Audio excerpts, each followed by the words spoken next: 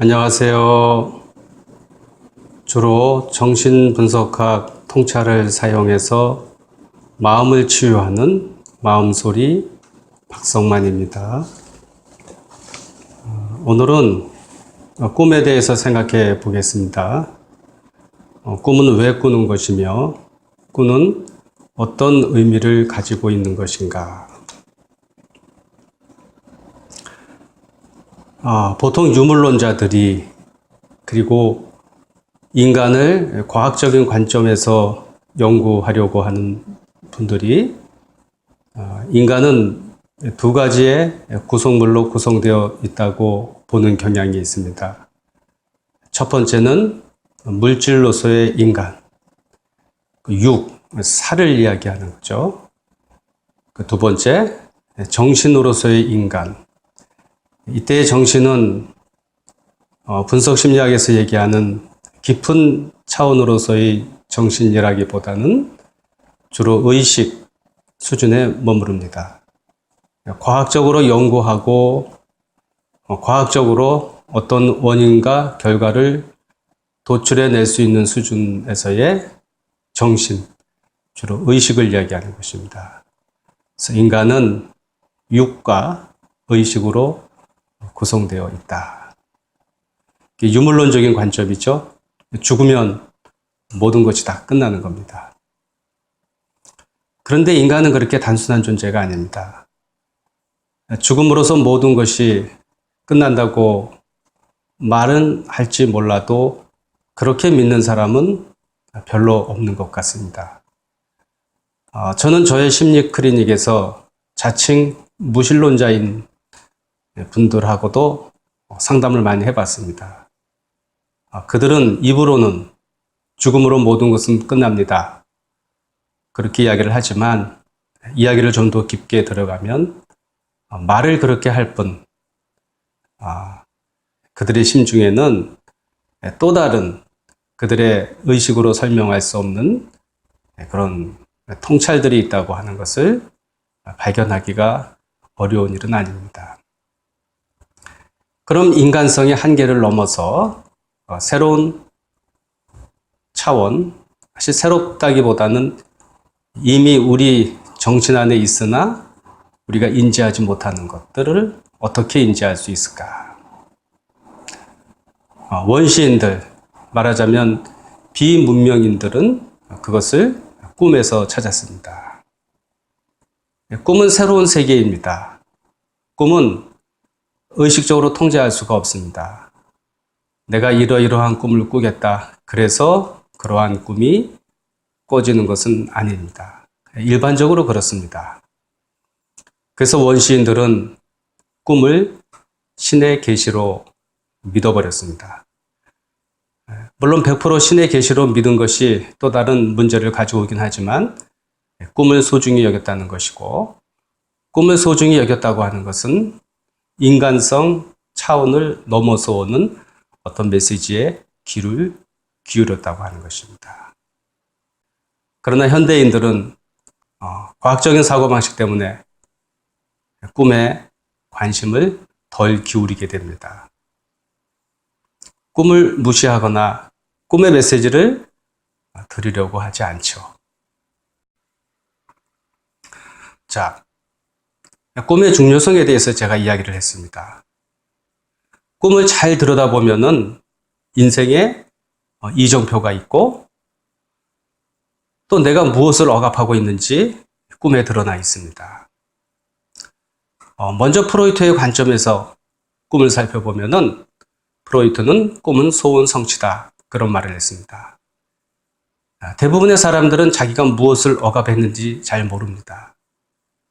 내가 억압한 그것이 무엇인지 인식을 하면 신경증에 걸리지 않습니다. 신경증은 내가 무엇을 억압했는지조차 모르기 때문에 찾아오는 마음의 병입니다. 자, 꿈을 살펴보십시오. 꿈에는 내가 무엇을 억압하고 있는지 꿈은 적나라하게 보여주고 있습니다. 말단 직원이 있다고 합시다. 이분은 상사에게 거의 100% 순종을 합니다. 그렇지만 마음은 불편해요. 그런데 순종을 하고 복종을 해야지만 자기가 그 직장에서 견뎌낼 수 있죠. 억울하고 불편한 점이 있어도 순종을 합니다. 그는 마음속에 뭔가를 억압하고 있는데 무엇을 억압하고 있는지는 모릅니다. 그리고 밖으로 나가서는 자기는 상사 아무개를 존경한다. 그런 말을 하게 되고 적어도 의식적인 수준에서는 정말 그 상사를 존경하는지 압니다. 자, 꿈은 이분이 무엇을 억압하고 있는지 보여줍니다. 이분이 꿈을 꿨습니다. 직장 상사가 꿈에 나타났습니다. 이분은 그 직장 상사에게 마구 욕을 하고 주먹질을 하는 꿈을 꾸다가 깨어났습니다. 무엇을 억압하고 있는지 여러분 눈치채셨죠? 상사에 대한 분노를 이 말단 직원은 억압하고 있었던 것입니다. 의식으로는 나는 상사를 존경해. 그렇게 말하고 자기가 진짜 존경하는 것처럼 착각을 하고 있었으나 무의식에서는 그를 분노하고 증오하고 있었다는 것입니다. 이게 꿈에 나타났죠. 그는 자기 통찰을 할 수가 있습니다. 내가 직장 생활에 적응하기 위해서 상사에게 미운 털 박히지 않기 위해서 상사를 존경하는 척하지만 내 마음속에는 상사에 대한 미움과 분노도 있구나. 그는 집에 가서 아내에게 혹은 친한 동료들에게 상사를 욕할 수도 있겠죠. 억압이 풀리는 것입니다. 이처럼 각자의 꿈을 잘 들여다보면 내가 무엇을 억압하고 있는지 꿈에 잘 드러나 있습니다. 내가 무엇을 억압하고 있는지 그 억압을 풀어보세요. 억압을 풀어보세요. 당신의 마음은 보다 자유로워질 것이고 적어도 억압하지 않는, 억압을 안 할 수는 없겠죠. 최소한의 억압만 하고 살 수 있다면 당신은 보다 자유로운 인생을 즐길 수 있다는 겁니다.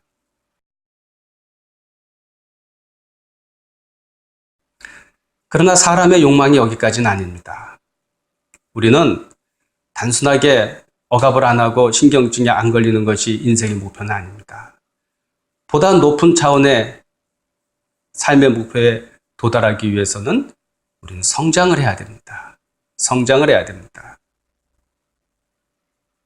우리를 성장시켜주는 요소가 외부에 있다는 것은 우리의 성장의 한계가 외부에 있다고 하는 것이죠. 우리를 성장시켜주는 성장의 요소는 내면에 있습니다.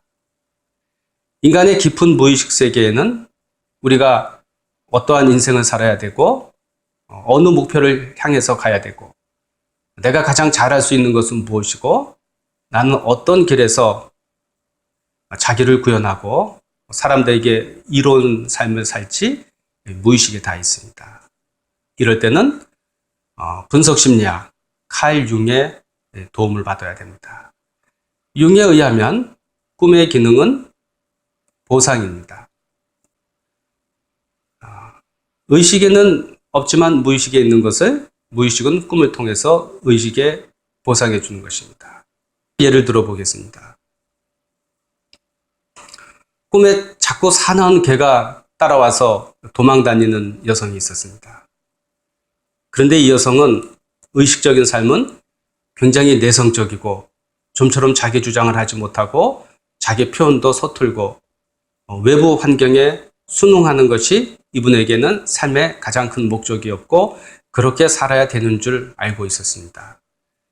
외부 세계에 순응하면서 살기 위해서 진정한 자기 표현, 공격성은 억압을 하게 됩니다. 이럴 때 개꿈을 꿀 수가 있습니다. 개가 상징하는 가장 보편적인 의미는 공격성입니다. 개가 계속 따라오고 이분은 도망가고 개는 이분이 가지고 있는 공격성, 이분이 자기 무의식 안에 있는 공격성을 사용하지 못하고 있다. 도망간다고 하는 것은 사용하지 못하고 있다는 얘기죠. 그러니 이 꿈의 의미는 당신에게는 이런 멋있는 공격성이 있으니 이 공격성을 의식으로 통합시키십시오. 그런 메시지죠. 그래서 만일 이분이 이 꿈의 메시지를 잘 듣고 의식적인 삶의 변화가 왔습니다.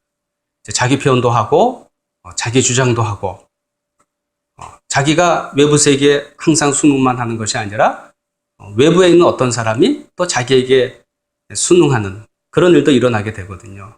그러면서 자신의 본격성을 자랑스럽게 여기게 되는 거죠. 그러면 이분은 꿈이 바뀔 수가 있습니다. 이번에는 그 커다란 개가 자기를 졸졸 따라오는데 더 이상 도망가지 않고 그 개하고 잘 친하게 지낸다는 거죠. 우리에게 부족한 뭔가를 이렇게 보여줍니다. 저는 아주 간단한 예를 들었지만 우리 인생의 방향을 결정할 아주 중요한 선택과 결정에 있어서도 꿈은 어떤 상징을 통해서 우리에게 어느 길로 가라고 보여주는 경우가 참 많이 있습니다. 어떤 사람들은 예지몽에 대해서 이야기합니다. 예지몽이 정말 있는 겁니까? 자, 예지몽이 없다고 할 수 없지만은 예지몽은 아주 드물다는 사실을 아셔야 됩니다. 그런데 사람들은 자기 꿈에 어떤 신비적인 요소를 부여하고 싶어서 예지몽이기를 원하는 마음이 있습니다. 예지몽이 있습니다. 그러나 아주 드물게 나타납니다. 융은 이를 동시성의 원리라고 했습니다. 그리고 이러한 예지몽, 동시성의 원리가 일어났을 때는 그것 자체가 의미가 있는 것이 아니라 거기서 어떤 메시지를 찾아야 되는 것입니다. 예를 들어 보겠습니다. 꿈에 아주 이색적인 물고기를 봤다고 합시다. 그런데 그 다음날 수족관에서 꿈에서 본 이색적인 물고기, 난생 처음 보는 이색적인 물고기를 보게 되었습니다. 그는 감동을 받았습니다. 꿈에 있었던 일이 현실에 실제로 일어났죠. 이거 동시성의 원리입니다. 예지몽이라고 할 수가 있겠죠. 그러면 우리는 여기서 어떤 메시지를 찾아야 됩니다.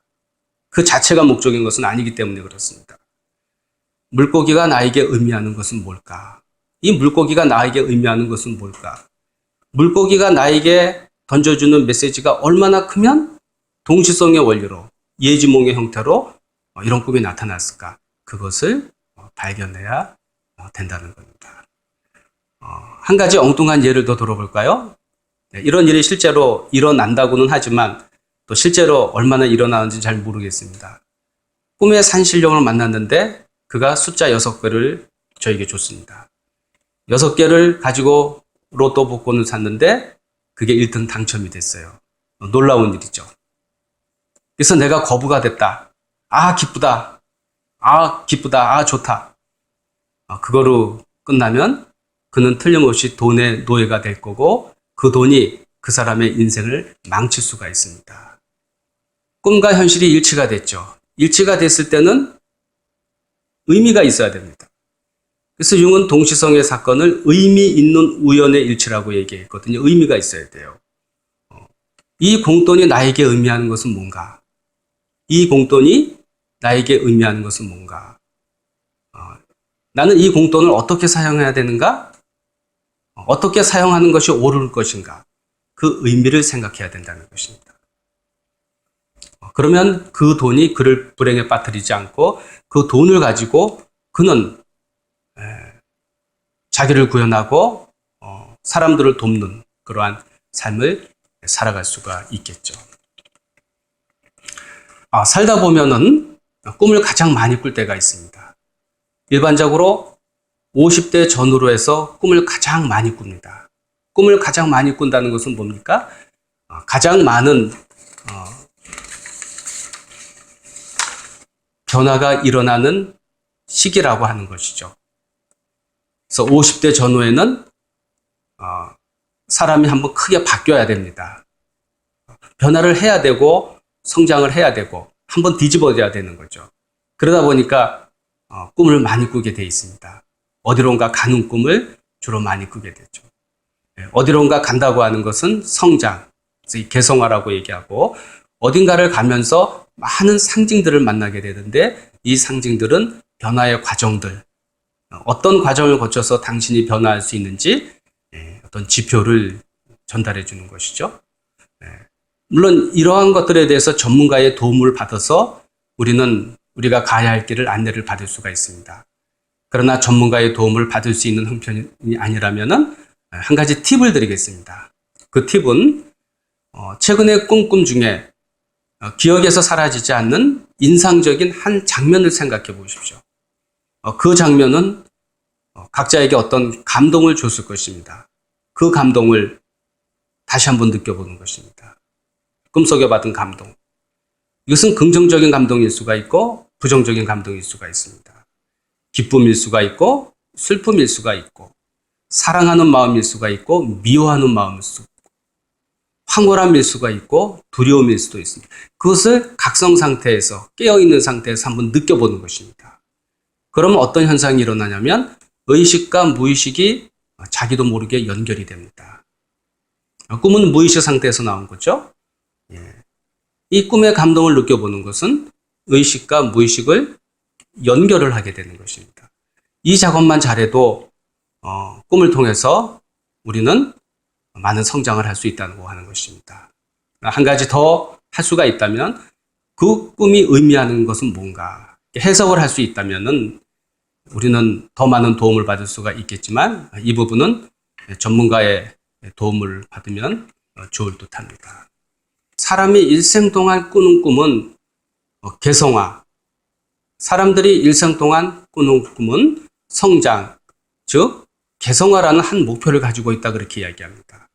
자, 우리가 꾸는 수없이 많은 꿈, 어렸을 때부터 지금까지 얼마나 많은 꿈을 꿨습니까? 이것이 헛것이 아니라고 하는 것입니다. 그것은 우리의 성장, 분석심리학에서는 개성화라고 하거든요. 성장에 딱 맞춰져 있다고 하는 것입니다. 그래서 만일 우리가 우리의 꿈을 소중히 여긴다면 꿈은 많은 성장소를 우리들에게 날라다 줄 것입니다. 무의식에 있는 우리가 성장할 수 있는 많은 성장의 요소를 꿈을 통해서 우리의 의식에게 전달 보급하게 되는 거죠. 그러나 당신이 꿈을 소중히 여기지 않는다면 꿈은 어떠한 성장서도 당신에게 알려주지 않겠죠. 자, 오늘 강의 여기까지 하겠습니다. 도움이 되셨다면 좋아요 그리고 구독을 부탁드리고 오늘의 마음소리는 아주 구체적인 것 한 가지를 제시해 보겠습니다. 과거의 꿈 중에 잊혀지지 않는 꿈을 한 가지 연상해 보십시오. 그리고 여러 장면 중에 강렬한 인상을 나에게 준 한 장면 혹은 한 대상 거기에 집중하십시오. 그때 꿈속에서 느꼈던 그 느낌을 한번 재현을 해보는 것입니다. 이 작업을 한번 반복해서 해보십시오. 아까 얘기했듯이 의식과 무의식의 통합이 일어나고 당신 스스로 내면에서 어떤 변화가 일어나는 것을 느낄 수도 있습니다. 감사합니다.